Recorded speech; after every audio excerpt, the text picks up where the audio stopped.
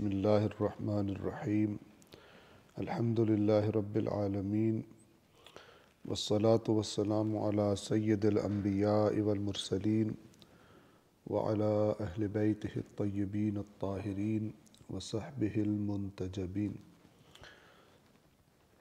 گزشتہ درس میں قرآن کریم کے دوسرے جز میں سورۃ البقرہ آیت نمبر 174 بلکہ 175 تک ہم نے بیان کر دیا تھا۔ آج انشاءاللہ سورۃ البقرہ کی آیت نمبر 176 سے لے کر 179 تک پہلے تلاوت کریں گے اور پھر ان آیات کا ترجمہ اور وضاحت آپ کی خدمت میں عرض کریں گے۔ صلوات پڑھیں محمد و آل محمد۔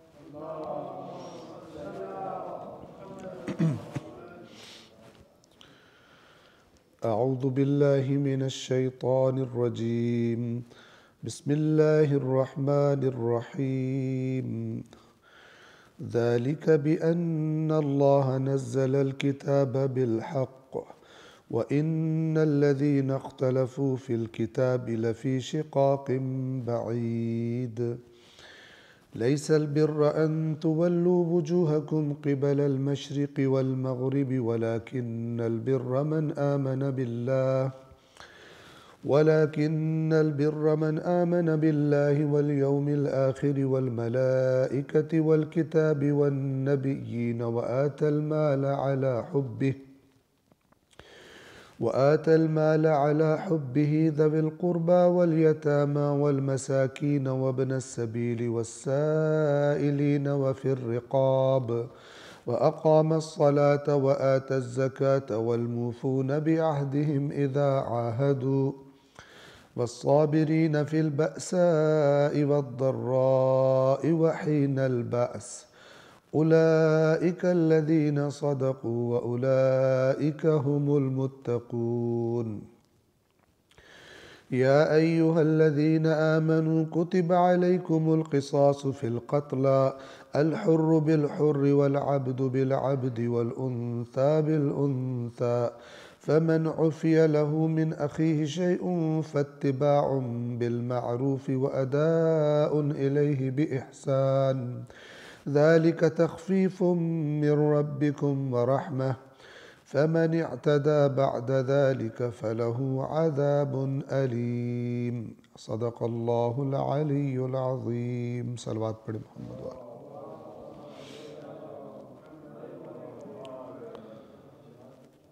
سورۃ البقرہ کی آیت نمبر 176 سے اگرچہ ہم نے شروع کرنا ہے، لیکن پچھلی بات کو موضوع کو ذہنوں میں تازہ کرنے کے لیے آیت نمبر 174 سے میں تکرار کر رہا ہوں۔ فرمایا جو لوگ اللہ کی نازل کردہ کتاب کو چھپاتے ہیں اور اس کے عوض میں حقیر قیمت حاصل کرتے ہیں، یہ لوگ بس اپنے پیٹ آتش سے بھر رہے ہیں، اور اللہ قیامت کے دن ایسے لوگوں سے بات نہیں کرے گا اور نہ انہیں پاک کرے گا، اور ان کے لیے دردناک عذاب ہے۔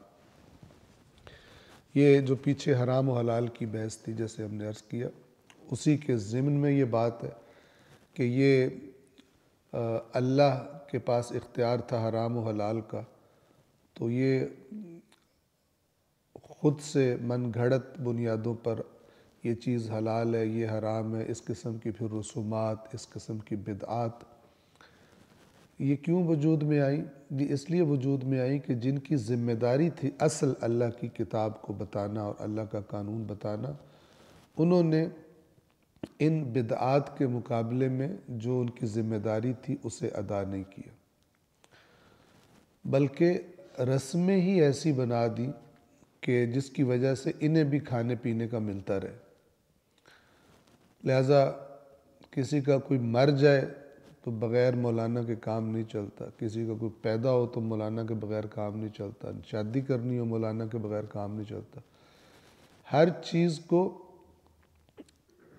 اٹیچ کر لیا اس طرح اپنے ساتھ کہ لوگ ان کو پیسہ دیں، لوگ ان کو چندہ وغیرہ دیں مثال کے طور پر۔ تو اس قسم کی بدعات کو بجائے روکنے کے بلکہ انکریج کیا، کیونکہ اس سے اس قسم کی مذہبی رسومات سے ان کو بھی دنیاوی فوائد حاصل ہوتے تھے۔ لہٰذا اللہ تبارک و تعالیٰ نے اس حرام و حلال کے ذکر کے بعد پھر ان کو ٹارگٹ کیا کہ تمہیں چاہیے تھا اللہ کی کتاب صاف صاف بتاؤ، تم نے اس کو چھپایا تاکہ اس کے بدلے دنیا کے حقیر فائدے حاصل کر سکو۔ اب تم جو اپنی اس عوام کو یہ کہہ رہے ہو کہ تمہاری یوں سفارش ہونی ہے فلان ہے، اور اللہ کے تم کوئی بڑے چہیتے ہو، اللہ اور عوام کے درمیان تم پل بنے ہوئے ہو، تو اللہ نہ صرف یہ کہ تمہاری سفارش وہ کرانا دور کی بات، تم سے کلام تک نہیں کرے گا، اور تم نے جو کھایا ہے وہ بھی آتش جہنم کھائی ہے، اور اس نجاست کو جو تم لے کر آئے ہو اللہ پاک بھی نہیں کرے گا، کیونکہ بہت سارے گناہ اللہ معاف کر دے گا، یہ تو اللہ تمہیں معاف بھی نہیں کرے گا۔ تمہارا گناہ تمہاری اپنی خرابی کا سبب نہیں بنا، بلکہ تم نے معاشرے تباہ کر دیے اپنے فائدوں کے لیے، اور تمہارے اندر یہ کہتے تھے تم دین کے نمائندے ہو، لیکن تمہارے اندر یہ جرأت نہیں تھی لوگوں کا مال جو تم کھاتے تھے اس کی وجہ سے کہ تم ڈٹ کے کھڑے ہو جاؤ اور اللہ کا اصل جو پیغام ہے وہ لوگوں کو بتاؤ۔ تو اپنے مادی مفادات کے لیے تم نے یہ کام کیا، لہذا فرمایا کہ اللہ انہیں بالکل اس نجاست سے پاک بھی نہیں کرے گا قیامت کے دن۔ 175 نمبر آیت میں وہی بات جاری تھی، فرمایا کہ یہ وہ لوگ ہیں جنہوں نے ہدایت کے عوض ضلالت یعنی گمراہی اور مغفرت کے بدلے عذاب خرید لیا، یعنی یہ جو انہوں نے سودا کیا ہے اللہ کی کتاب کو چھپا کے دنیاوی مفادات حاصل کرنے کا، کھانے کا، یہ انہوں نے ہدایت کے بدلے گمراہی خریدی ہے اور مغفرت کے بدلے عذاب خریدا۔ اور تعجب کی بات ہے کہ آتش جہنم کے عذاب کے لیے ان میں کتنی برداشت ہے، تبھی تو یہ سب کر رہے ہیں، گویا کہ اس کو برداشت کرنے کی ان میں بڑی طاقت ہے۔ تو آیت نمبر 175 تک ہم نے پڑھا تھا، آیت نمبر 176 آپ کی خدمت میں عرض کر رہے ہیں۔ فرمایا ذالک بأن اللہ نزل الکتاب بالحق، انہوں نے کون سی کتاب چھپائی اور جس سے خرابیاں پھیلی، معاشرے میں بدعتیں پھیلی، غلط نظریات پھیل گئے، اصل دین غیر اہم ہو گیا لوگوں کے لیے، اور جو نئی نئی چیزیں تھیں، ایجادات تھیں، وہ اہم ترین ہو گئی لوگوں کے لیے، ان کی وجہ سے ہوا۔ کیوں اللہ ان کو اتنی دھمکی دے رہا ہے؟ اس لیے کہ ذالک، یہ اس لیے بِأَنَّ اللَّهَ، یہ اس لیے کیونکہ اللہ نے نزل الکتاب بالحق، اللہ نے کتاب برحق نازل کی تھی، یعنی حق بتانا، ہدایت کرنا کس کی ذمہ داری تھی؟ اللہ کی، وہ خالق ہے، اس کے لطف کا تقاضا ہے کہ وہ بندوں کو اگر بنایا خلق کیا تو گائیڈ بھی کرے، کس لیے تمہیں بنایا گیا؟ تو اللہ نے برحق اپنا قانون اپنی کتاب میں نازل کر دیا، اور ان لوگوں نے اپنے نظریات کا پرچار کرنے کے لیے خرافات اور باطل نظریات کے اس کے لیے کتاب کو چھپایا، اور کتاب کو چھپانے کی اس آیت میں جو بات ہو رہی ہے اس پر توجہ فرمائے، سمجھیے گا کہ یہ سزا اس وجہ سے ہے کہ اللہ نے کتاب تو حق کے مطابق نازل کی تھی، تو انہوں نے کیا کیا؟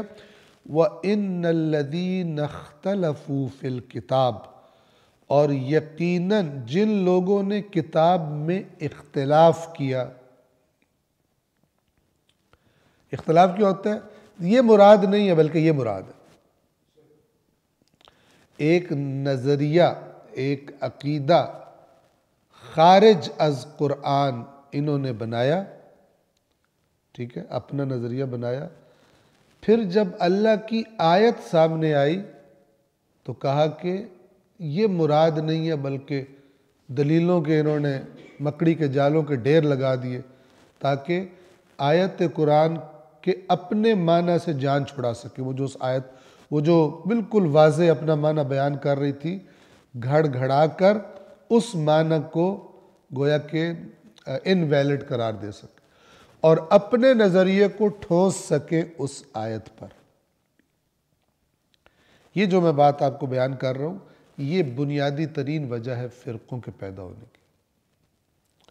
چونکہ جو عوام ہوتے ہیں مختلف مسائل کی، ان کو کیا پتہ بھی قرآن میں کیا لکھا ہوا، اور ان کے ذہن میں یہ زہر بھر بھی دیا جاتا ہے ان کے علماء کی طرف سے کہ تم نہیں سمجھ سکتے اس کو، ٹھیک ہے نا۔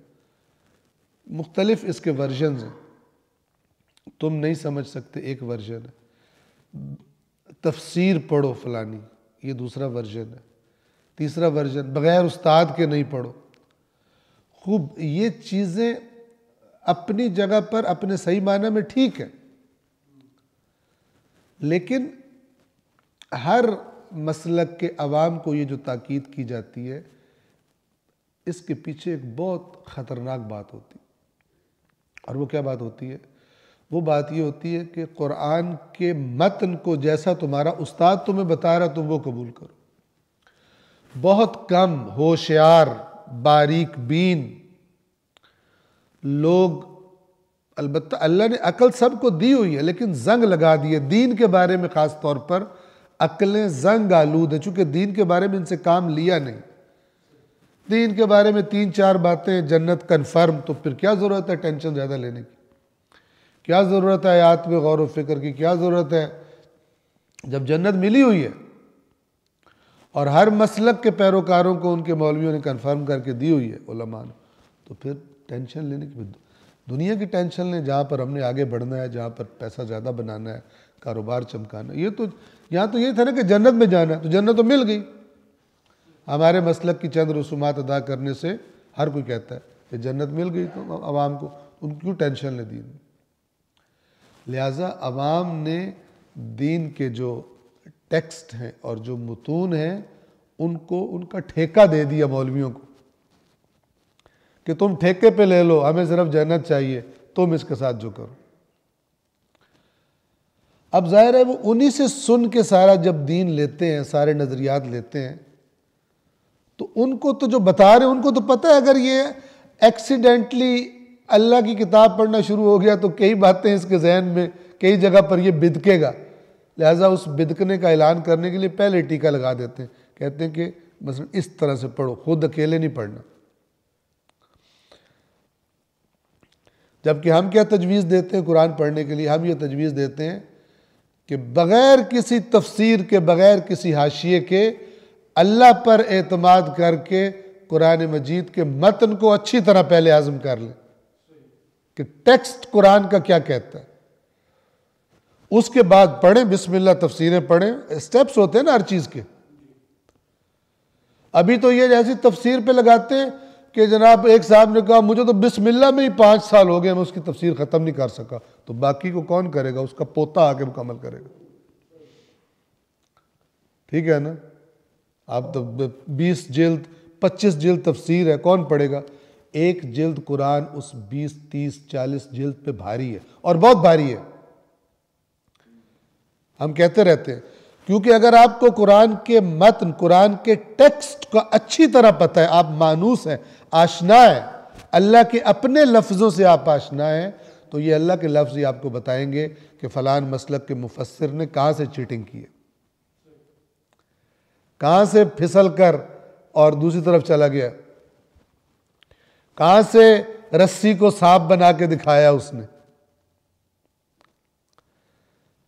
بڑی ایک اچھی مثال ذہن میں آتی ہے، جب جادوگروں نے رسیاں پھینکی تھی اور سٹکس پھینکی تھی اپنی، تو قرآن کے لفظ ہیں کہ دیکھنے والوں کو لگ رہا تھا کہ یہ سانپ ہے، حرکت کر رہی، یخیل، تخیل، قوت خیال، یعنی ان میجیشنز نے قوت خیال پہ ضرب لگائی تھی، ایسی ٹرک کی تھی کہ وہ رسیاں ان کو سانپ لگ رہی تھی نہیں۔ اسی طرح ہر زمانے کے سامری اپنے باطل نظریات کی رسیاں اور سٹکس پھینکتے ہیں، اور وہ لوگوں کو لگتی ہے کہ یہ تو صحیح کے سانپ ہے، مثلا صحیح میں حرکت کر رہی۔ ایسے میں اگر کوئی بندہ اللہ کی کتاب کو اچھی طرح پڑھے تو یہ قرآن آپ کے دماغ میں جا کے ان نظریات کے ساتھ وہی کام کرے گا جو حضرت موسیٰ کے عصا نے سانپ بن کر ان جادوگروں کی رسیوں کے ساتھ کیا تھا، اور یہ نگل جائے گا ان کو۔ توجہ کر رہے ہیں؟ چونکہ یہ بھاری ہے، لیکن اس سے دور کر دیے گئے لوگ، اس سے دور کر دیے گئے۔ آپ کبھی سوچیں کیوں کہہ رہا ہے قرآن بغیر استاد کے نہ پڑھو؟ کیا ہوا؟ اللہ تعالیٰ نے ایسی باتیں کی ہیں جس کو پڑھ کے بندہ گمراہ ہوتا ہے؟ کیوں کہا جا رہا ہے؟ اس لیے کہا جا رہا ہے کہ جو کھچڑی پکائی گئی ہے وہ ڈسٹرب ہو جائے گی، کیونکہ بندہ پڑھے گا اللہ یوں کہہ رہا ہے، ہم نے تو یوں سنا ہو۔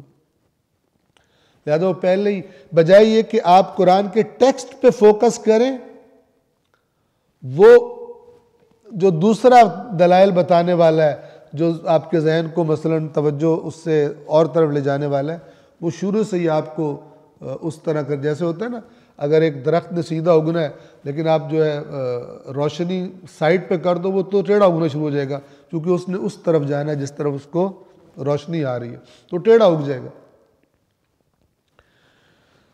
تو یہ جو ستم کیا ہے امت نے مل جل کر اللہ کی کتاب پر، اور ہم کہتے رہتے ہیں کہ کتاب پر بھی اور اہل بیت علیہم الصلاۃ والسلام پر بھی اس امت نے مل جل کر جو ظلم کیا ہے، یہ ہماری کوشش ہوتی ہے کہ اس کی طرف متوجہ کیا جائے۔ وَإِنَّ الَّذِينَ اخْتَلَفُوا فِي الْكِتَابِ، اور یقیناً وہ لوگ جنہوں نے کتاب میں اختلاف کیا۔ ایک نے کہا نہیں یہ مراد، دوسرے نے کہا نہیں نہیں نہیں یہ والی مراد۔ اختلاف کی بنیاد کیا ہے؟ تاکہ اصل بات کو چھپائیں اور اپنے فوائد حاصل کریں۔ اور جن لوگوں نے کتاب کے بارے میں اختلاف کیا، لفی شقاق بعید، یقیناً وہ بڑے بعید جھگڑے میں پڑے ہوئے، یعنی جھگڑے میں، ضد میں بہت دور چلے گئے۔ کیوں؟ ہدایت تو وہ تھی جو اللہ کی کتاب میں لکھی ہوئی تھی، جب اس کے بارے میں جھگڑا شروع کیا، جتنا جھگڑے، جتنا ضد میں آئے اتنا دور ہو گئے۔ ایک بندہ اپنے غلط نظریے کے لیے جتنے دلائل گھڑتا ہے، جتنے پر خواب سناتا ہے، اس کے اوپر جتنے شعر سن لیتا ہے، کتنی چیزیں شاعری کی وجہ سے اتنے عام نظریات ہیں جیسے ارکان دین ہیں، واقعات، جبکہ ان کا حقیقت سے تعلق ہی کوئی نہیں۔ حقیقت سے تعلق چھوڑیں، اگر اس واقعوں کو بندہ صرف غور سے دیکھے تو ویسے ہی وہ خرافات لگتے ہیں، لیکن شعراء نے وہ کمال دکھایا کہ ارکان اسلام میں سے شامل کر دی، ان کا منکر دین سمجھا جاتا ہے قصے، اور قصے بھی بے بنیاد ہے۔ تو کیوں فرمایا دو شقاقن، شقاق کہتے ہیں جھگڑنا، اور بعید دور تک، کیونکہ جتنی ضد لگائی ہے کتاب سے اتنا دور ہوتے جا رہے ہیں، اور جتنا بندہ پھر زور لگا لیتا ہے حق کے خلاف اتنا مشکل ہو جاتا ہے، اس کی انا خراب ہوتی ہے، اس کی شخصیت خراب ہوتی ہے کہ اتنے دلائل دینے کے بعد پھر کہے نہیں یار میں غلط تھا، بات وہی ہے جو ادھر مثلا صحیح ہے۔ یہ کون کہتا ہے؟ لہذا انسان پہلے دن سے ہی پہلے حق کو ڈھونڈے، اور پھر اگر دلائل دینے ہیں تو حق کے حق میں دلائل دے، نہ کہ اپنے باطل فرسودہ اور من گھڑت نظریات کے لیے دلائل دیتا رہے، پھر اس کے لیے مشکل ہو جائے حق کی طرف واپس آنا۔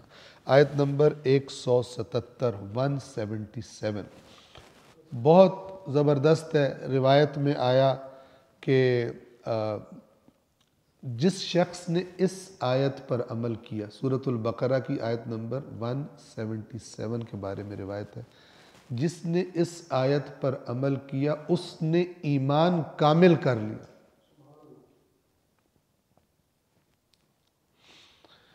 پہلے اس کا پس منظر سن لیں۔ ظاہراً ایسا ہے کہ جب مدینہ تھا، مدینہ میں جو اہل کتاب رہتے تھے، جو مسیحی تھے وہ مشرق کی طرف رخ کرتے تھے وہاں کے اعتبار سے، اور جو یہود تھے وہ مغرب کی طرف رخ کرتے تھے نماز پڑھنے کے لیے، تو ان میں بھی یہ بحث رہتی تھی، اور گویا ماحول ایسا بن گیا قبلہ کا، اس میں مسلمان بھی شامل ہو گئے۔ جب قبلہ تبدیل ہوا، آپ کو پتہ ہے کہ پیچھے آیات گزر چکی تبدیلی ہے قبلہ کی، تو یہ آج بھی ہوتا ہے، ایک مسئلے پر ایک چیز پہ ایسے فوکس کرتے ہیں، کہتے ہیں کہ یہ ہے تو دین ہے، یہ نہیں ہے تو دین نہیں ہے۔ تو یہ قبلہ کی تبدیلی والا بھی ہر ایک کیا کہہ رہا تھا، جدھر ہم منہ کرتے ہیں ادھر منہ کرو گے تو نیکی ہے، ادھر منہ نہیں کرو گے تو کوئی دین نہیں ہے، کوئی نیکی نہیں۔ تو خالق نے اپنے کلام میں یہاں پر بہت زبردست انداز میں یہ بتایا کہ دین ظواہر کا نام نہیں ہے، ادھر منہ کرنا یا ادھر منہ کرنا، جو ظاہری طور پر چیزیں ہیں اصل میں نیکی وہ نہیں ہے، بلکہ اصل نیکی تمہیں میں بتاتا ہوں کہ نیکی ہوتی کیا۔ چونکہ آج کتنے لوگ ہیں کعبے کی طرف منہ کرتے ہیں لیکن پکے بے ایمان بھی ہیں کہ نہیں؟ ہر نماز مثلا جماعت سے پڑھیں گے لیکن جماعت کے بعد جب دکان پہ جائیں گے ویسے ہی چوری کریں گے، ویسے ہی جھوٹ بولیں گے، مختلف شعبوں کے لوگ۔ ایک تو وہ ہے نا کہ جو اس معاملے میں ایماندار ہے کہ چونکہ بے ایمانی کرتا ہے، نماز وغیرہ بھی نہیں پڑھتا، کہتا ہے میں بے دین ہوں، ٹھیک ہے؟ اس سے زیادہ خطرناک طبقہ کون سا ہے جنہوں نے کمر توڑی ہے دین کی، کہ جو دین کے ظواہر کے بڑے پابند ہیں۔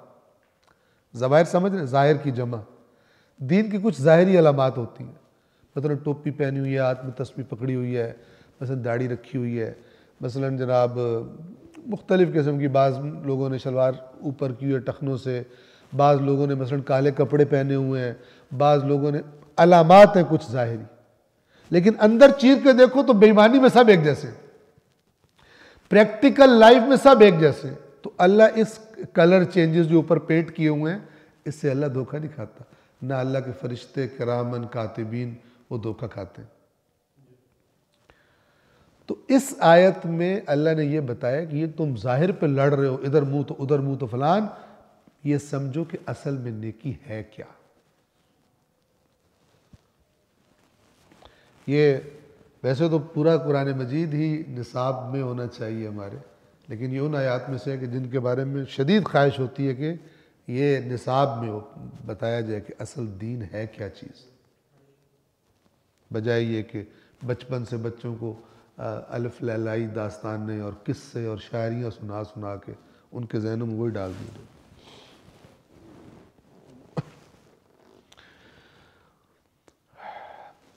سورۃ البقرہ آیت نمبر 177، فرمایا لیس البر، نہیں ہے نیکی۔ بر کسے کہتے ہیں؟ بر کہتے ہیں جس کو ہم اردو میں کہتے ہیں نیکی۔ بر کا لفظ نکلا ہے بر سے، آپ نے سنا ہوگا بر و بحر۔ بر کسے کہتے ہیں؟ بحر کہتے ہیں جسے ہم سمندر کہتے ہیں، اس میں بہت زیادہ تعداد میں پانی ہوتا ہے، وسعت ہوتی ہے۔ اسی کے مقابلے میں بر ہے، بہت بڑی تعداد میں خشکی، وسیع خشکی۔ اسی سے بر، نیکی کو بر کیوں کہتے ہیں عربی زبان میں؟ کیونکہ نیکی کے اچھے نتائج بہت وسیع ہوتے ہیں، نیکی میں خیرات و برکات، اچھے اثرات، نتائج بہت زیادہ ہوتے ہیں، لہذا اس بر سے بر لیا گیا۔ اور نیک کو کہتے ہیں بر، انجام دینے والے کو کہتے ہیں البار، رے پر تشدید۔ لیس البر، نہیں ہے نیکی، کیا نہیں ہے؟ ان تولوا وجوہکم قبل المشرق والمغرب، کہ تم پھیر لو اپنے منہ مشرق کی طرف اور مغرب کی طرف، یہ نیکی نہیں ہے۔ حالانکہ اللہ نے مسلمانوں سے کہا ہے تم نے ادھر منہ کرنا ہے، لیکن اللہ ہی کہہ رہا ہے کہ صرف یہ منہ کرنا جو ہے نا، اس پہ نہ چپک جاؤ کہ یہی نیکی ہے۔ یہ تو ایک ظاہر ہے، اس کے پیچھے ایک مغز چھپا ہوا ہے۔ وہ مغز تمہارے اندر ہونا چاہیے، وہ روح تمہارے اندر ہونی چاہیے۔ لہذا فرمایا نیکی یہ نہیں کہ تم اپنا رخ مشرق اور مغرب کی طرف پھیر لو، وَلَٰكِنَّ الْبِرَّ، بلکہ نیکی یہ ہے۔ اب یہ فرما کر کے نیکی تو یہ ہے، دو پارٹس میں یہ اگلا حصہ تقسیم ہوتا ہے۔ ایک میں بتایا گیا ہے کس کس چیز پر ایمان ضروری ہے، چونکہ اگر ایمان نہیں ہوگا تو پھر وہ بعد والے کام جو اچھے کام ہیں وہ نتائج نہیں دیں گے اللہ کے ہاں، کہ جو اس شخص کو نتائج ملنے والے ہیں جو ان چیزوں پر ایمان رکھتے ہوئے ان کاموں کو انجام دیتا ہے۔ لیکن اب آپ نے توجہ سے یہ سننا ہے کہ پروردگار عالم ظاہری چیزوں سے چپک کر اور اصل چیزوں کو بھول جانے والوں کو کیا دوائی دے رہا ہے یہاں پر۔ اور آج یہ مرض عام ہے۔ دیکھیں ہمارا معاشرہ اگر آپ دیکھیں، کچھ لوگ ایسے ہیں کہ جو بالکل ہی سیکولر ہیں، مطلب دین کے ظواہر کی بھی پابندی نہیں کرتے، نہ ان کے لباس میں، نہ ان کی زندگی کے انداز میں، بس اتنا ہی کرتے ہیں کہ لوگ کافر نہ کہنا شروع ہو جائیں ان کو، ٹھیک ہے؟ تو وہ کسی جگہ پہ کہتے ہیں یار کلمہ ہم نہیں پڑھا ہوا، ٹھیک ہے نا؟ تو اتنا ایک ہوتے ہیں، ورنہ ظواہر ان کی زندگی میں دین والی کوئی چیز بظاہر بھی دکھائی نہیں دیتی۔ یہ ایک طبقہ ہے، صرف اتنا ہوتا ہے کہ یہ پیدا مسلمان کے گھر میں ہوں گے پاکستان میں مثلا، یا نیچے لے آئیں یہ پیدا دیوبندی کے گھر ہوا ہے، پیدا شیعہ کے گھر ہوا ہے، پیدا بریلوی کے گھر ہوا ہے، باقی وہ کسی چیز کا پابند نہیں ہے۔ ہاں کہیں اگر بحث ہو جائے تو وہ بریلوی بن جاتا ہے، وہ دیوبندی ایک دوسرے کو برا بھلا کہنے میں ہوتے ہیں، باقی پریکٹیکلی ان کا کوئی تعلق نہیں ہے، نہ اس کا دیوبندیت سے، نہ اس کا بریلویت سے، نہ اس کا تشیع سے، کوئی تعلق نہیں ہے، صرف لڑنے کا ٹول ہے یہ۔ جیسے بندے مارنے کا ٹول بن گیا اسلام، اب کسی پہ الزام لگاؤ مذہب کی توہین کا، اس کو بدترین طریقے سے جس سے مذہب نے منع کیا ہوا اس مارنے کے طریقے سے بھی منع کیا ہوا اس طریقے سے مار دو۔ توجہ فرما رہے ہیں؟ تو اب مذہب جو ہے اس کے لیے تمہارا، ہم موضوع سے نہ ہٹیں۔ ایک طبقہ وہ ہے کہ جو دین کے ظواہر کا بھی لحاظ نہیں کرتا، چلیں جی یہ تو کم از کم اس معاملے میں ایماندار ہے کہ بھائی ہم تو ہے ہی نہیں۔ ایک طبقہ جس نے زیادہ دین کی کمر توڑنے میں کردار ادا کی ہے، وہ یہ کہ جن کو اگر بظاہر دیکھو تو دیندار ہے، یعنی ان کا جو امپریشن ان کی ڈریسنگ سے، ان کی باتوں سے، ان کے ظاہری سٹائل سے لگے گا دیندار بندہ ہے، لیکن اگر لین دین اور کچھ عرصہ ساتھ گزاریں گے تو پتہ چلے گا پکا بے ایمان۔ انہوں نے کمر توڑی ہے، چونکہ ایک بالکل جو سیکولر ٹائپ کا بندہ ہے نا، اس سے لوگ دین ایکسپیکٹ نہیں کرتے، اس سے دیندار نہیں سمجھتے۔ وہ اگر گڑبڑ کرتا ہے تو وہ دین کے کھاتے میں نہیں جاتی، اگرچہ اوورآل جو بھی مسلمان خرابی کرتا ہے دین بدنام ہوتا ہے، لیکن ایک وہ مسلمان ہے جو دین کے ظاہر کا بھی لحاظ نہیں کر رہا، دوسرا وہ ہے جس نے ظاہر اپنا دینی بنایا ہوا ہے، نماز پڑھتا ہے، روزہ رکھتا ہے، اعتکاف کرتا ہے، تلاوت کرتا ہے، لیکن یہ رسم کی حد تک ہے، ظاہر کی حد تک ہے، اس کے اندر جو روح ہونی چاہیے دین کی وہ نہیں ہے۔ اور وہ کیسے نہیں ہے؟ جب بھی کوئی اپنا مفاد آتا ہے، لین دین کا معاملہ، اس کی روش بالکل وہی جیسی بے ایمانوں کی ہوتی ہے۔ جھوٹ بولنا پڑے جھوٹ بول دیتا ہے، حق مارنا پڑے حق مار لیتا ہے، رشوت کھانی پڑے رشوت کھا لیتا ہے، کچھ بھی کر لیتا ہے۔ چونکہ لوگ ان کو دیکھتے اس نگاہ سے کہ یہ دین والے ہیں، تو ان کی برائیاں دین کے کھاتے میں ڈالتے جاتے ہیں۔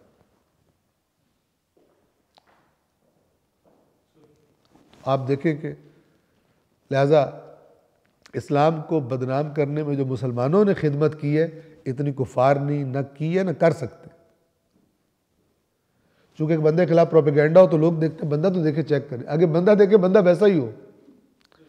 دنیا کو کہا گیا، دشمنوں نے کہا مسلمان دہشت گرد ہیں، وحشی ہیں، فلان ہیں، لوگوں نے کہا اچھا ہم دیکھتے ہیں۔ انہوں نے مثلا سیالکوٹ کا واقعہ ان کے سامنے آ گیا، ان کے ہاں مثلا داعش کے ذبح کرنے اور جلا دینے اور فلان اور یہ سامنے آ گئے، تو ان کا بالکل ٹھیک کہا گیا یہ ایسے ہی ہے، جیسا سنا تھا ویسے ہی۔ تو جتنی ان لوگوں نے خدمت کی ہے دین کو بدنام کرنے میں، اتنی دشمنان دین نے نہ کی ہے نہ کر سکتے تھے اگر یہ ایسے نہ کرتے تو۔ اب توجہ فرمائیں، نیکی یہ نہیں ہے کہ تم اپنا رخ مشرق اور مغرب کی طرف پھیر لو، بلکہ نیکی تو یہ ہے کہ نمبر 1، من آمن باللہ، جو شخص اللہ پر ایمان لائے، والیوم الآخر، اور آخری دن پر ایمان لائے، قیامت۔ اللہ پر ایمان کے ساتھ آخرت پہ کیوں ضروری ہے؟ اللہ پہ ایمان لے بھی آئے تو اچھا کوئی بات نہیں، گناہ کرتے رہو، اللہ تعالیٰ کوئی نہیں، تھوڑا سا ناراض ہی ہوں گے نا، لیکن پتہ ہو کہ مجھے تو پکڑ کے جہنم میں ڈال دیں گے، تو ذرا ڈر جائے گا۔ قیامت پر ایمان، والملائکہ، اور اللہ کے ملائکہ فرشتوں پر ایمان، والکتاب، اللہ کی کتاب پر ایمان، والنبیین، اللہ کے نبیوں پر ایمان۔ اب یہ ایمان کچھ رزلٹ دکھائے گا جو انسان کے کاموں سے ظاہر ہوں گے رزلٹ۔ ان چیزوں پر ایمان کون سی صفات پیدا کرے گا اس مومن پر جو ان چیزوں پر ایمان رکھتا ہے؟ یہ اب اللہ تعالیٰ پریکٹیکل اعمال گنوا رہا ہے۔ ان چیزوں پر ایمان ہو، نیکی یہ ہے دل میں ان چیزوں پر ایمان ہو اور عمل تمہارا، شخصیت تمہاری ان صفات سے پہچانی جاتی ہے، باقی فراڈ ہے۔ سب سے بڑا گھپلا مذہب کے ساتھ یہ ہوا کہ رسومات میں محدود کر دیا گیا، لڈو پیڑے کھاؤ، کیک کاٹو، تالیاں بجاؤ، سیٹیاں بجاؤ، فلان کرو، اور باہر جا کے ویسے کہ ویسے بے ایمان رہو اور جنت والی۔ اس نے جو ظلم کیا دین کے ساتھ اور تباہی کر دی، قوموں کی قومیں تباہ ہو گئی۔ یہ دین کی تعریف شیطان کرتا ہے اور لوگ کہتے ہیں کہ یہ پیکج بہت اچھا ہے، اللہ والا پیکج سخت ہے، یہ والا پیکج بہت زبردست ہے۔ اور پھر اللہ کی کتاب کا نہ پڑھنا سبب بنتا ہے کہ وہ سمجھے یہی دین ہے، یہی والی دین ہے۔ جتنا اس رسم ادا کرنے کا ثواب ہے اتنا تو ثواب کسی چیز کا ہے ہی نہیں۔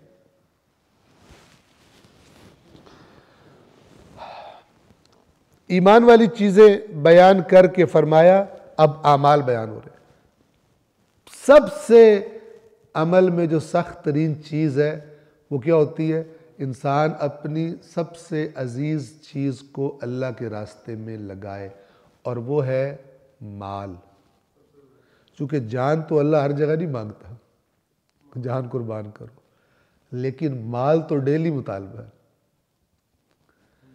اور آپ اگر آج انسانوں کی زندگی کا فوکس دیکھیں تو کیا ہے؟ گھما پھرا کے مال کمانے کی طرف ہے۔ اور جو باقی چیزیں ہیں نا، مثلا میں اقتدار حاصل کروں، وہ بھی مال سے ہی ہوتا ہے، لہذا فوکس مال ہے۔ مال ہوگا تو اقتدار بھی آ جائے گا، مال ہوگا تو عیاشی بھی ہو جائے گی، مال ہوگا تو لگژری بھی آ جائے گی، آرام و آسائش بھی۔ مال بیس ہے، باقی اس کے رزلٹ ہے۔ تو اللہ تعالیٰ نے ایمان کا پہلا اثر یہ دکھایا کہ مال کی محبت کے باوجود مال کو خرچ کرے، یعنی ایمان کی جو پش ہے، ایمان کا جو دھکا ہے، وہ اس کو مال کی محبت، اس کی مال کی محبت پر غالب آ جائے، نکال دے باہر اس کو۔ توجہ فرما رہے ہیں، دیکھیں وَآتَ الْمَالَ عَلَىٰ حُبِّهِ، اور عطا کرے مال کو عَلَىٰ حُبِّهِ، مال کی محبت کے باوجود۔ ایک زمانہ وہ آ جاتا ہے کہ جب انسان کے دل میں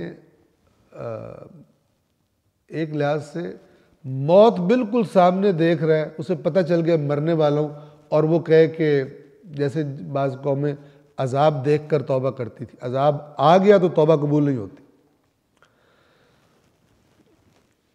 اگر مال کی محبت ہی، یعنی دنیا سے ایسا اس کا کام خراب ہو گیا ہے، اس کے بدن میں طاقت نہیں رہی یا بڑھاپا اتنا شدید ہو گیا، کوئی وہ لذت لے ہی نہیں سکتا، اب کہے کہ یہ مال ادھر مثلا دے دو، اس کی وہ ویلیو نہیں ہے۔ کب ویلیو ہے؟ جب مال کی محبت، مال کے ساتھ جو خواہشات اٹیچ ہوتی ہیں، جو آرزویں اٹیچ ہوتی ہیں، جو پلان اٹیچ ہوتے ہیں مال کے ساتھ، وہ موجود ہیں، وہ اپنی طرف کھینچ رہے ہیں، اور ان چیزوں پر ایمان کی قوت غالب آئے اور وہ اللہ کے راستے میں مال دے۔ یہ پہلی علامت بتائی۔ وَآتَ الْمَالَ عَلَى حُبِّهِ، اور مال کی محبت کے باوجود مال عطا کرے۔ کسے عطا کرے؟ آپ نظام دیکھیں کتنا خوبصورت ہے۔ اگر ہر مومن اس فارمولے پر عمل کرے تو معاشرے میں جو لوگ غربت کی وجہ سے یا کسی حادثے کی وجہ سے جو پریشانی میں آ جاتے ہیں، آٹومیٹیکلی ختم ہو جائے گا۔ اللہ نے یہاں پہ سسٹم دیا کہ سب سے پہلے ہر شخص مال کس پہ خرچ کرے؟ اپنے قریبی رشتہ داروں پر۔ سب سے بہترین صدقہ یہ ہے۔ اچھا، یہ صدقہ بھیک والا نہیں ہوتا، ہم نے صدقے کو نا بھیک کے ساتھ ایکول کر لیا۔ صدقہ یعنی بھیک کہتے ہیں، اسے صدقہ لگتا ہے۔ دیکھیں، ایک ہے واجب صدقات، جیسے زکوٰۃ ہوتی ہے، جیسے فطرہ ہوتا ہے، ان کے احکامات ہیں مصرف کے۔ لیکن جو مستحب صدقہ ہے، مستحب صدقہ، آپ کو پتہ ہے روایات میں ہے کہ شوہر کا مثلا اپنی بیوی کو اور بچوں کو کھانا کھلانا بہترین صدقہ ہے۔ بھیک دے رہا ہوتا ہے ان کو۔ یہ ہمارا کانسیپٹ صدقے کے لفظ کے ساتھ وہ بھیک کا اٹیچ ہو گیا، وہ نہیں ہے۔ توجہ فرما رہے ہیں؟ لہٰذا فرمایا مال کی محبت کے باوجود مال عطا کرے، کس کو؟ نمبر 1 پہلا نام لیا، ذوی القربا، اپنے قریبی رشتہ داروں کو۔ میں جب بھی یہ آیت پڑھتا ہوں ذہن میں آ جاتا ہے، چونکہ ہم نے دیکھا ہے اس معاشرے کو، رشتہ داروں کو جلانے کے چکر میں زیادہ ہوتے ہیں۔ ہماری تربیت پتہ نہیں کس نے کی ہے، رسومات جو ہے وہ محمد و آل محمد کے نام پہ، اور تربیت کا جب ٹائم آئے پریکٹیکل لائف کا پتہ نہیں کہاں سے لیتے ہیں، ٹھیک ہے نا؟ اور رشتہ داروں کے لیے ایک بڑا گندا سا لفظ بنایا ہوا ہے، شریک۔ رشتہ داروں کہتے ہیں شریک، ٹھیک ہے نا؟ اور پھر اس کے ساتھ کیا جملہ بولتے ہیں؟ شریکوں کو آگ لگانی آج میں نے۔ شریک کون ہے؟ رشتہ دار، برادری، کزن۔ اب اللہ کیا کانسیپٹ دے رہے رشتہ داروں کے بارے میں کہ اگر تجھے خدا نے کچھ زیادہ دیا ہے تو تو بہت ہی بڑا بدبخت آدمی اگر تو ان کو جلائے اپنا مال دکھا کر۔ اور مومن تو تب ہے، آیت کیا ہے؟ نیکی یہ نہیں ہے کہ منہ ادھر کرو اور منہ ادھر کرو اور منہ فلان کرو۔ حالانکہ کب بندہ منہ کرتا ہے قبلے کی طرف؟ جب نماز پڑھ رہا ہوتا۔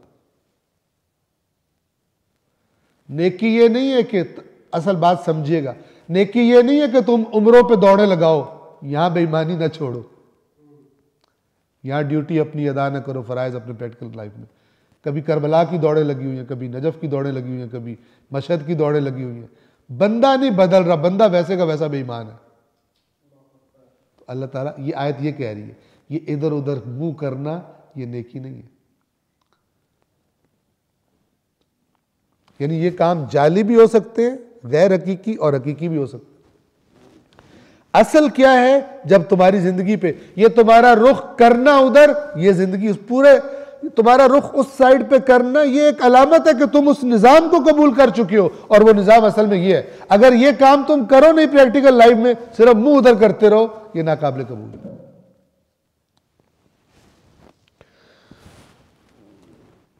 قریبی رشتہ داروں کو، یعنی اللہ کے نزدیک کون ہے مومن؟ کہ اگر خدا نے اس کو زیادہ دیا ہے، سب سے پہلے دیکھتا ہے کہ میرے رشتہ داروں میں اللہ نے مجھ پہ کرم کیا ہے۔ اللہ نے مجھے زیادہ دے دیے، میری اچھی نوکری لگ گئی ہے، میرا کاروبار اچھا ہو گیا، میں بہتر ہو گیا ہوں، اب میں دیکھوں میرے قریبیوں میں سے کون محروم ہے، کم ہے۔ فرشتہ ہے یہ انسان۔ اور پھر یہ بھی نہیں کہ ایسے پھر رشتہ دار کو دے کہ اس بیچارے کو ذلیل کر دے، خدا کے لیے کر رہا ہے نا، خدا چاہتا ہے کہ اس کی جو عزت نفس ہے وہ بھی محفوظ رہے، اس طرح دو۔ آپ سوچیں، یعنی ہر بندہ اپنی یہ ذمہ داری بنا لے، یہ صفت اپنی زندگی میں داخل کر لے، تو اس معاشرے میں کتنی نفرتیں ہیں رشتہ داروں کی، جو یہ ایک دوسرے کو جلانے کے چکر میں اور ایک دوسرے کو نیچا دکھانے کے چکر میں لڑ رہے ہوتے ہیں، اور کتنی نفرتیں اور کتنی دوریاں پیدا ہوتی ہیں، یہ سب ختم ہو جائیں گے جب اپنے رشتہ دار کو اس نگاہ سے دیکھے گا کہ اگر اس کے پاس کوئی چیز کم ہے، میرے بچوں کے پاس زیادہ، اس کے بچوں کے پاس کم ہے، میں شیئر کروں اس کے ساتھ۔ ایمان اصل میں یہ ہے۔ دوسرے نمبر پر کنہیں عطا کرے؟ والیتاما، یتیموں کو۔ یتیم کا نام اللہ بار بار لیتا ہے، ایک تو اس لیے بھی ہے کہ جس معاشرے میں قرآن نازل ہوا وہاں پہ یتیموں کا کوئی پرسان حال نہیں ہوتا تھا، بری یتیموں کا مال کھا جاتے تھے، ان کا مال ہڑپنے کے لیے پہلے زبردستی شادیاں کر لیتے تھے یتیم بچیوں سے، کوئی پرسان حال نہیں تھا ان کو۔ لہذا اللہ نے سورۃ الضحیٰ میں جب یہ فرمایا نا کہ ما ودعک ربک وما قلی، اے رسول آپ کے رب نے نہ آپ کو چھوڑا ہے نہ آپ سے کوئی ناراض ہے، تو اللہ نے سابقہ بڑے بڑے احسان اپنے اس صورت میں رسول اللہ کو یاد کرائے کہ ہم نے تو آپ کو اس وقت نہیں چھوڑا، اب تو ہم نے آپ کو ذمہ داری دی ہوئی، اب کیسے چھوڑیں گے؟ وہاں پر ایک احسان کیا بتایا ہے کہ الم یجدک یتیما فآویٰ، ایک ایسے معاشرے میں جہاں یتیموں کو تو پوچھتا بلاتا ہی کوئی، آپ کو ہم نے کیسے پرورش کرنے والا عطا کر دیا، کیسی پناہ گاہ آپ کے لیے، جو اپنے بچوں سے بڑھ کر آپ سے محبت کرتا ہے۔ اگر آپ دیکھیں حضرت ابو طالب کی جو زندگی گزری ہے، شیعہ سنی کا اس معاملے میں بالکل اتفاق ہے کہ حضرت ابو طالب اپنی اولاد سے بڑھ کر رسول اللہ کا خیال رکھتے تھے، حالانکہ رسول اللہ یتیم تھے۔ اس معاشرے میں جس میں چاچے کھا جاتے تھے اپنے بھتیجوں کو، ان کا مال، ہر چیز، اور ان سے مثلا بدترین نوکروں غلاموں والا سلوک کرتے تھے، اس میں اللہ فرما رہا ہے ہم نے آپ کو ایسی پناہ گاہ دی تھی، آپ کو یاد نہیں؟ الم یجدک یتیما، کیا اللہ نے آپ کو یتیم پا کر فآویٰ، پناہ گاہ نہیں دی، آپ کو پناہ نہیں دی؟ کون ہے پناہ؟ کہ اس معاشرے میں جو یتیموں کے ساتھ برا سلوک ہوتا ہے، آپ کو ہم نے ایسا پرورش کرنے والا دیا کہ جس کو اپنے بچوں سے بھی آپ۔ اور جو لوگ یہ کہتے ہیں کہ آخر میں انہوں نے اسلام مثلا قبول نہیں کیا تھا، وہ بھی اس بات کو جانتے ہیں، ان کی بھی کتابوں میں ہے کہ آخری وقت میں بھی جناب ابو طالب نے کیا کیا تھا؟ اپنے بچوں کو بلا کر کہا تھا کہ میرے بعد محمد کی حفاظت کرنا اپنی جانوں سے بڑھ کر۔ عقل قبول کرتی ہے بندے کی، ایک بندہ اپنی بھی ساری عمر، ٹھیک ہے، بقول ان کے کہ مثلا بت پرستی اور اس والے تھے، ایک تو ساری عمر اس بندے کی سپورٹ کر رہا ہے، اس اپنے یتیم بھتیجے کی، کہ جو آپ کے بقول ان کے اپنے دین کے خلاف ہے، ان کے معبودوں کے خلاف ہے، اپنے دین کے خلاف اپنے بھتیجے کی سپورٹ کر رہا ہے، پھر جب دنیا سے جا رہا ہے، جاتے ہوئے بچوں کو بھی کہہ رہا ہے اپنی جانوں سے بڑھ کر اس محمد کی حفاظت کرنا صلی اللہ علیہ وآلہ وسلم، لیکن ایماندار نہیں ہے، پھر بھی ایمان نہیں لائے۔ عجیب۔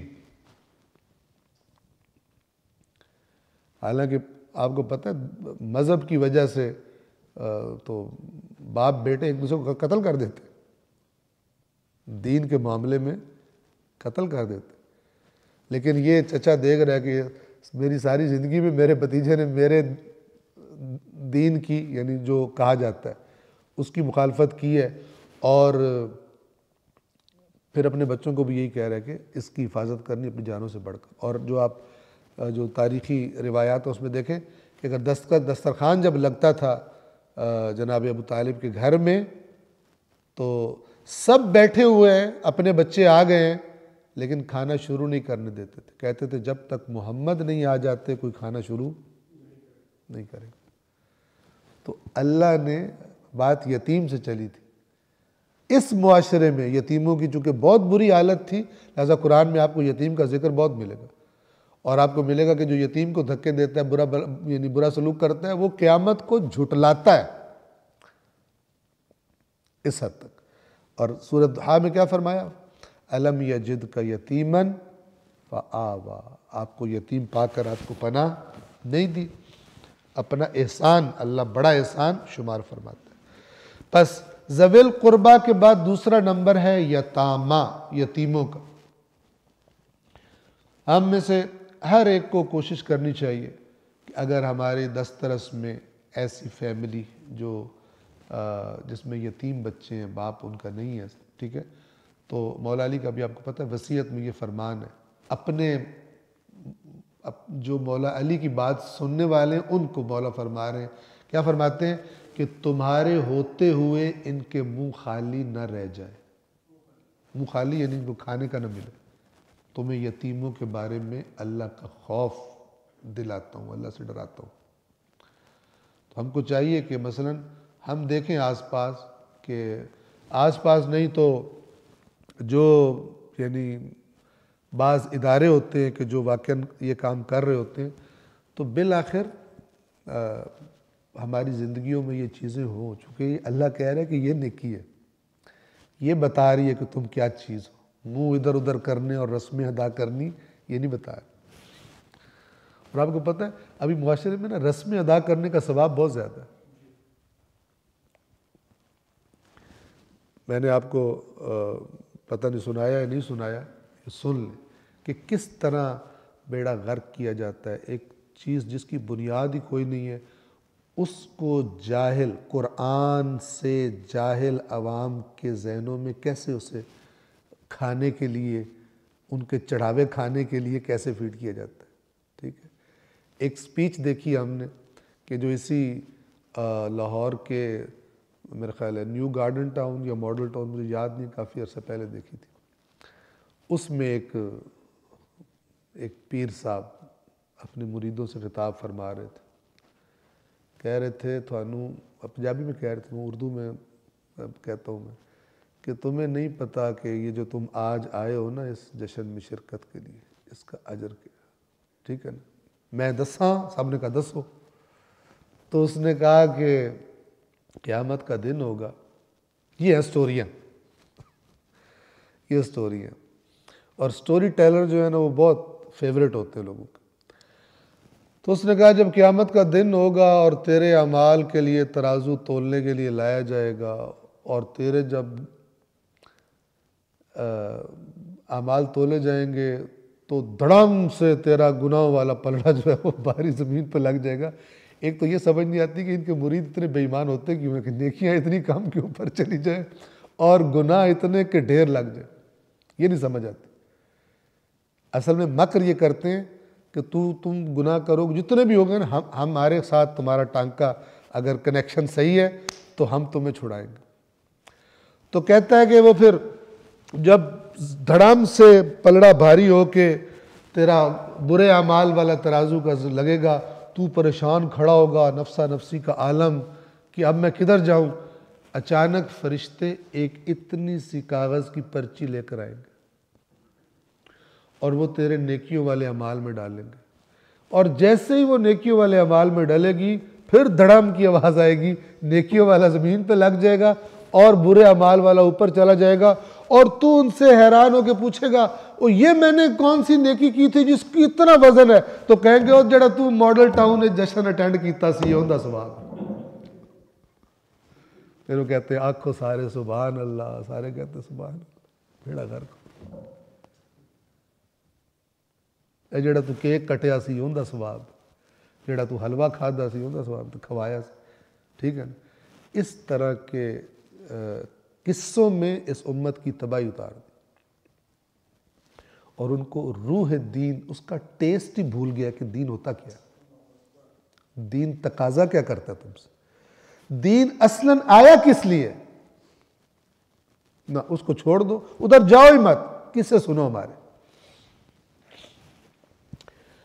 ذوی القربہ والیتامى، تیسرا والمساکین۔ مسکین کسے کہتے ہیں؟ مسکین یعنی جس کے پاس ہے نہیں کوئی ایسی چیز کہ جس سے اپنی زندگی کا سرکل چلا سکے۔ ہمارے دیہات میں کچھ لفظ انگلش کے بدل جاتے ہیں، ان کو پتہ نہیں ہوتا، تو اکثر لوگ کہتے ہیں شاہ جی کوئی بندوبست، کوئی قرضہ شرہ دے دیو، میرا سرکٹ نہیں چل رہا۔ سرکل کو کیا کہتے ہیں؟ سرکٹ کہتے ہیں، ایسے میں میزان کہہ رہا ہوں۔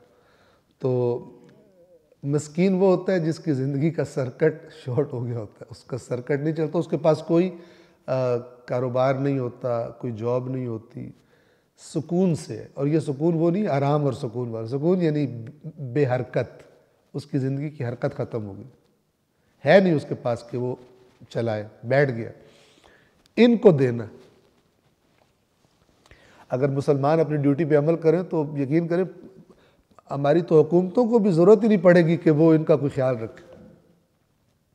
اگر ہر مسلمان اس کو کمٹمنٹ کر لے تو جو مثلا جن کو اللہ نے زیادہ دیا ہے حکومت کو ضرورت نہیں پڑے گی۔ لیکن ماڈل ٹاؤن والے جشن کا مقابلہ کوئی نہیں کر سکتا، اس کی جو اٹینڈ کرنے کی جو پرچی ہوگی سارے گناہ اس سے ختم ہو جائیں گے۔ وابن السبیل، ابن السبیل کسے کہتے ہیں؟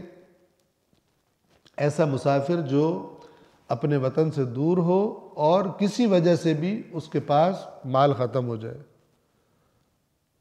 ویسے ابن السبیل کا لفظی مطلب ہے راستے کا بیٹا، ٹھیک ہے، یعنی مسافر، لیکن ہر مسافر نہیں، ظاہر ہے ابن السبیل جو مسافر کسی حادثے کا شکار ہو کر کسی مشکل کی وجہ سے اب اس کے پاس ہے نہیں اور اپنے وطن میں بھی نہیں ہے کہ وہ کر سکے۔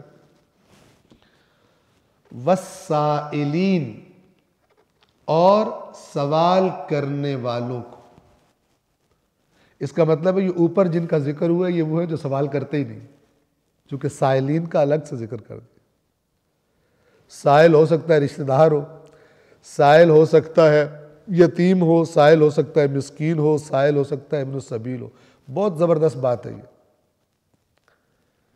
یعنی تم مومن وہ ہے کہ جو اس انتظار میں نہیں ہے کہ کوئی یہاں کے ہاتھ پھیلائے تو ہی اس کو دینا ہے، وہ جن کے اوپر نام لیے گئے خود ان کی تلاش میں ہے کہ میں نے دینا ہے۔ ہو سکتا ہے کتنے لوگ ہوتے ہیں جو اپنی عزت نفس کی وجہ سے تصور نہیں کر سکتے مانگے، بھوک برداشت کر لیتا ہے، نہیں اپنی خودداری کے خلاف سمجھتا ہے۔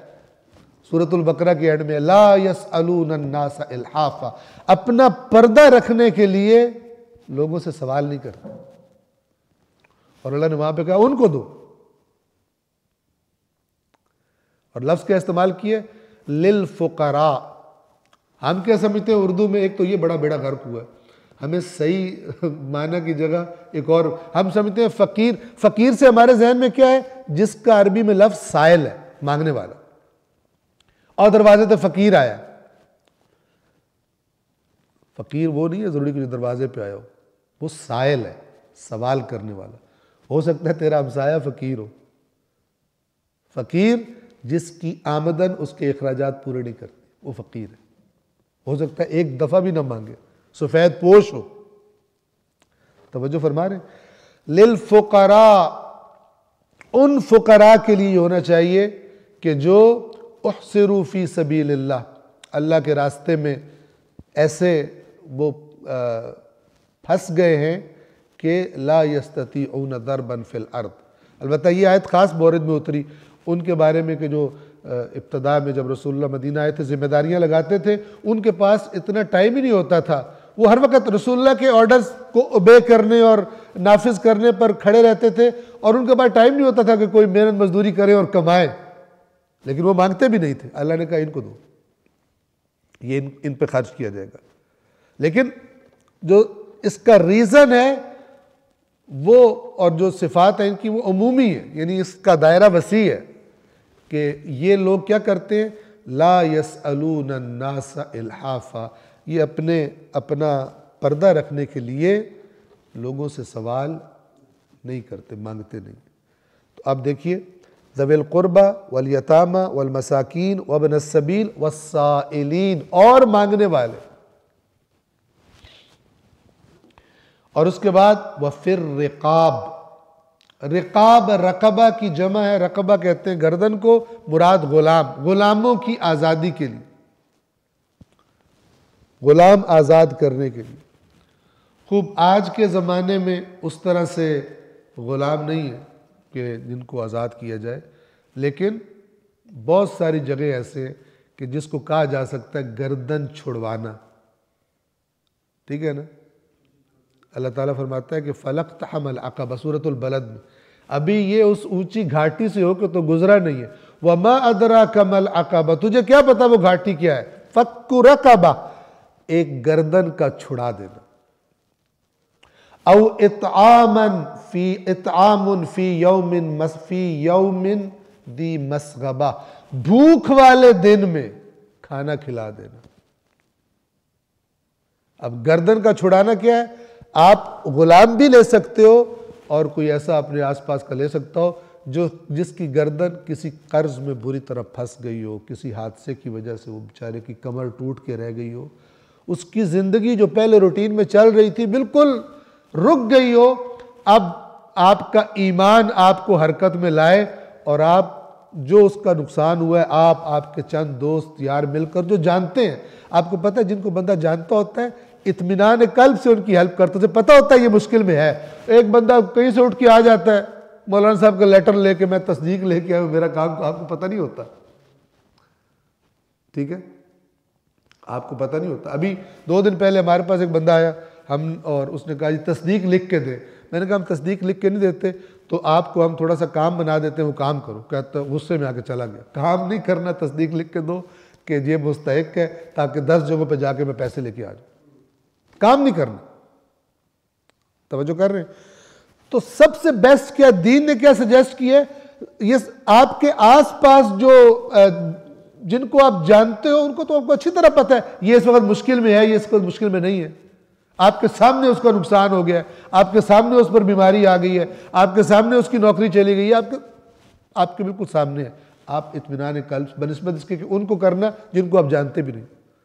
اگر مومنین ان چیزوں کو اپنے اندر لے آئیں تو ہر ایک مومن اپنی جگہ پر خیرات و برکات کا ایک چشمہ بن جائے گا کہ جس سے پھوٹ رہی، اور اگر ایک بندہ ایک کام نہیں کر سکتا، 2 مل جائیں، 3 مل جائیں، 4 اچھے، اور پتہ نہیں کتنے لوگوں کے مسائل حل کر سکتے ہیں، توجہ فرما رہے ہیں۔ تو گردن کا چھڑانا، کوئی بندہ پھنس گیا ہے، کوئی مومن بالکل اس کی زندگی اچانک ڈسٹرب ہو گئی ہے، تو گویا اس کی گردن کہیں پھنس گئی ہے، آپ اس کی گردن کو آزاد کروائیں۔ یہ ہے اعمال۔ اب آپ دیکھیں ترتیب اللہ نے کیا رکھی ہے، یہ کام بتانے کے بعد، مال کے خرچ کے بعد فرما رہا ہے وَأَقَامَ الصَّلَاةَ، اور نماز قائم کرے، یعنی جو معاشرے کے اندر غریب لوگ ہیں، پریشان حال لوگ ہیں، مصیبت والے لوگ ہیں، اللہ نے اپنی عبادت پر اس آیت میں ان کو پرائیورٹی دی ہے، پہلے ان کا ذکر کیا ہے کہ تیرا ایمان یہ کرے، اس لیے کہ بہت سے لوگ ہیں عبادتیں بہت کرتے ہیں لیکن جہاں خرچ کا مسئلہ آتا ہے وہاں پر۔ اور یہاں پہ ایک اور بڑی دلچسپ بات ہے، وَأَقَامَ الصَّلَاةَ وَآتَ الزَّكَاةَ، نماز قائم کرے اور زکوٰۃ ادا کرے۔ کوئی بندہ کہے کہ تو یہ جو اوپر پیسے دینے، تو وہ کہے گا وہ واجبات نہیں ہیں، وہ واجبات سے ہٹ کے دینے۔ کچھ لوگوں کی زندگی کا ٹرینڈ کیا ہے، اتنا ہمارا خمس بنتا ہے، اس کے بعد اللہ کی قسم 1 بھی دوں میں، تو مثلا پریکٹیکلی یہ ثابت کر رہے ہوتے ہیں میری جیب میں سے نکلے۔ اور کئی حضرات ایسے ہوتے ہیں کہ کوشش کرتے ہیں گھر میں پروگرام ہو نا کوئی، تو اس کا بھی خرچہ کہیں سے خمس کی اجازت مل جائے تو اسے کھاتے میں ڈال دو۔ کوئی عالم دین کہتے تھے کہ اپنی جیب سے خرچ ہو، امام کی جیب سے نہ خرچ ہو۔ توجہ فرما رہے ہیں، یہ جو اوپر ہے نا، اب یہ یہاں پر زکوٰۃ کا ذکر آنا یہ بتا رہا ہے کہ اوپر والے جو خرچے ہیں وہ واجبات میں سے، واجبات مالی میں سے نہیں ہے، وہ تو ذکر آ گیا نماز کے بعد. وہ جو اوپر والے ہیں وہ اس سے ہٹ کر ہے. کیونکہ دنیا میں جو سمجھدار بندے ہوتے ہیں نا وہ زیادہ انویسٹ کرتے ہیں، زیادہ خرچوں کی جگہ زیادہ انویسٹمنٹ کرتے ہیں تاکہ آگے جائیداد زیادہ ہو جائے. تو یہ بھی ایسا ہی ہے کہ ایک تو تم نے لازمی دینا ہے جو گورنمنٹ کو ٹیکس دینا ہے، ایک تم جو ہے مثلا مثال کے طور پر خرچ کرو اس واجبات سے ہٹ کر. یہ مال کے بارے میں دین اسلام کا سجیسٹڈ سسٹم ہے، تم خود کرو، ہر مومن کرے. وَأَقَامَ الصَّلَاةَ، اور نماز قائم کرے. نماز قائم کرنے کا سادہ لفظوں میں اپنی طرف سے نماز کے کسی بھی جہت سے نماز میں کمی کوتاہی نہ کرے. اس کے ٹائم کے معاملے میں، توجہ کے معاملے میں، امپورٹنس کے معاملے میں، ہر معاملے میں لوگوں کو لگے کہ نماز اس کے لیے اہم ترین چیز ہے. کیونکہ نماز کس کی علامت ہے؟ نماز اللہ کے بلانے پر حاضر ہونے کی علامت ہے. تو باقی سب چیزیں چھوٹی ہیں. اور وہ کہتا ہے کہ باقی تیرے کام بھی بالآخر میں نے ہی کرنے ہیں در حقیقت. تو اگر تیرا مجھ پر ایمان ہے تو پھر ساتھ یہ بھی ایمان ہے کہ تیرے سارے کام اسی کے پاس سے سائن ہونے ہیں. تو پھر جب وہ بلا رہا ہے تو کاموں کے پیچھے کیوں بھاگ رہا ہے؟ آپ دفتر میں بیٹھ کے کام کر رہے ہو اور باس بلائے، آپ نہ جائیں. وہ بلائے کیا کر رہے تھے؟ آپ کہا میں وہ ٹائپ کر رہا تھا. کہے گا تیرے دماغ تو نہیں خراب؟ بیل کا مطلب ہوتا ہے پہلے تو نے میرے ٹائپ کر رہا ہے، جو مرضی کر رہا ہے، فوری وہاں پہنچنا ہوتا. اصل میں نماز کی طرف توجہ نہ کرنا یہ ڈیلی کی بہت بڑی توہین ہے اللہ تبارک و تعالیٰ کی، بہت بڑی بے احترامی. اس لیے یہ ایسے ہی نہیں کہا گیا کہ سب سے پہلا جو سوال ہوگا وہ نماز کے بارے میں، اور اگر وہ قبول ہوئی تو پھر ان قبلت قبل ما سواہا، اگر یہ قبول ہو گئی تو ما سوا قبول ہوگا.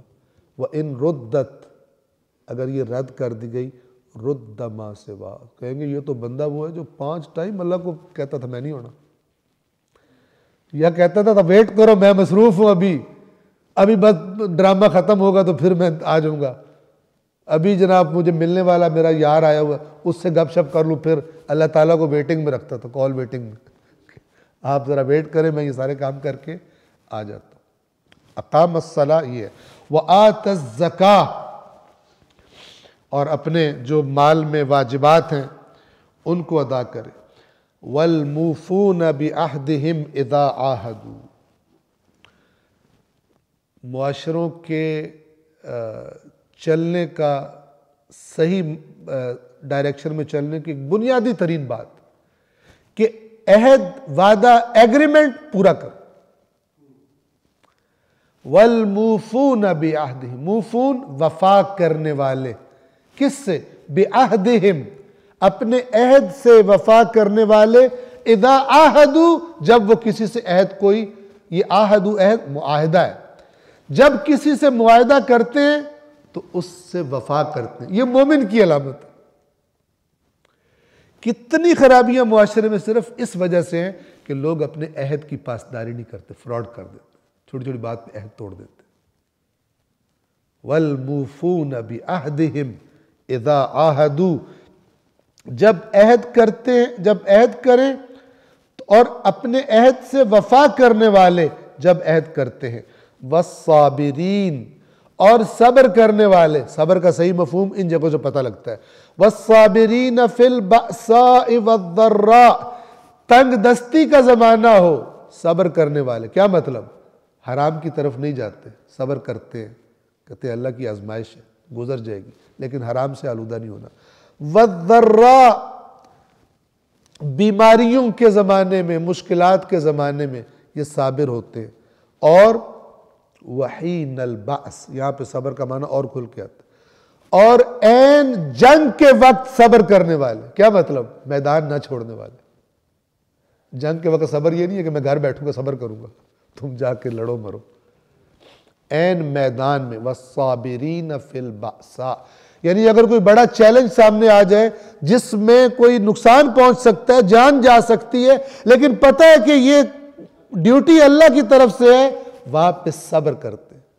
وہ جو وَلَنَبْلُوَنَّكُمْ والی آیات ہیں، وہاں پر بھی وَبَشِّرِ الصَّابِرِينَ، صبر کرنے والوں کو خوشخبری دو جو ان آزمائشوں میں ڈٹے رہتے ہیں، نہ کہ کام چوری اور ڈر کی وجہ سے گھر جا کے بیٹھ جاتے ہیں اور نام کیا دیتے ہیں، کہتے ہیں ہم صبر کریں گے، اللہ پاک خود نمٹ لے گا ان سے۔ یہ سارے بے ایمان پھر اپنی ڈیوٹیاں ادا نہیں کرتے، سمجھتے ہیں کہ اس کا آلٹرنیٹ کیا ہے، گھر بیٹھ کے دعائیں مانگو، وظیفے کرو، تسبیحیں کرو اور میدان میں نہ نکلو۔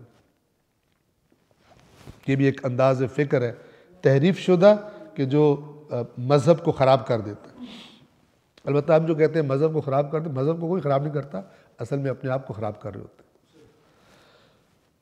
وَالصَّابِرِينَ فِي الْبَأْسَاءِ وَالضَّرَّاءِ وَحِينَ الْبَأْسِ، اور تنگ دستی اور مصیبت کے وقت اور میدان جنگ میں صبر کرنے والے۔ اب یہ آپ نے صفات پڑھ لی، سن لی۔ میں ایک دفعہ شروع سے اس آیت کو، یہ جو ترجمہ تفسیر کوثر میں کیا گیا ہے، یہ میں شروع سے پڑھ کے لا رہا ہوں تاکہ ذہنوں میں تازہ ہو جائے، اور پھر آخری دو جملوں پر یہ تمام ہو جائے گی۔ وہ نتیجہ ہے، نیکی یہ نہیں ہے کہ تم اپنا رخ مشرق اور مغرب کی طرف پھیر لو، بلکہ نیکی تو یہ ہے کہ جو کوئی اللہ، روز قیامت، فرشتوں، کتاب اور نبیوں پر ایمان لائے اور اپنا پسندیدہ مال، یعنی جس مال سے محبت ہے، اسے قریبی رشتہ داروں، یتیموں، مسکینوں، مسافروں، سائلوں، سوال کرنے والے اور غلاموں کی رہائی پر خرچ کرے، اور نماز قائم کرے اور زکوٰۃ ادا کرے، جب معاہدہ کرے تو اسے پورا کرنے والے ہوں، اور تنگ دستی اور مصیبت کے وقت اور میدان جنگ میں صبر کرنے والے ہوں۔ کیا فرمایا؟ اولئک الذین صدقوا، یہ جو کہہ رہے تھے نا ہم مومن ہیں، یہ ہے سچے۔ اولئک کا اشارہ ہوتا ہے، اولئک الذین صدقوا، یہ جن میں پائی جاتی ہیں یہ وہ لوگ ہیں جنہوں نے سچ کہا ہے کہ وہ مومن ہیں یا وہ مثلا نیک ہیں۔ وَأُولَئِكَ هُمُ الْمُتَّقُونَ، اور یہی لوگ ہیں متقی۔ لہذا فراڈ ممنوع،